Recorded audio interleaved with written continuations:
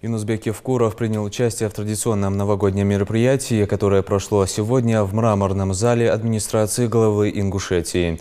Гостями стали отличники учебы, активисты, дети из малообеспеченных многодетных семей с ограниченными физическими возможностями, а также их родители.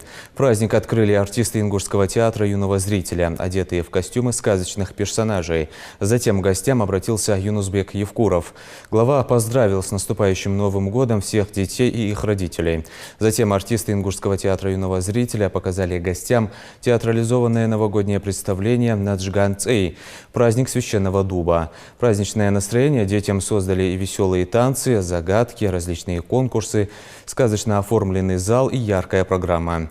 По окончанию праздника маленькие зрители получили подарки от Деда Мороза и вместе с приглашенными артистами станцевали лезгинку. Но даже после представления гости долго не расходились, делились впечатлениями и фотографировались на Хотим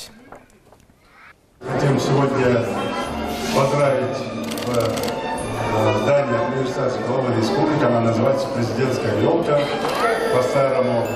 Мы хотим в этот день поздравить наших детишек, ваших детей, конечно, всех детей республики с наступающим Новым годом. В первую очередь пожелать, чтобы вам и Снегурочки, и Дед Морозы, они в лице пап, мам, старших братьев, сестер, наверное, будут выступать. Кто-то будет приглашать настоящего Деда Мороза, как сегодня мы пригласили тоже. Он откуда у нас приехал? С сказочного мира, да, вот кто-то приехал у нас, Дед Мороз, и Снегурочка тоже приехала. Вот кто-то их таких пригласит тоже. Но чтобы вам подарили подарки на Новый год. Ну и, конечно, чтобы вы слушались папу, маму, старших братьев, сестер, чтобы вы вели себя хорошо, и самое главное, чтобы вы не болели. Договорились?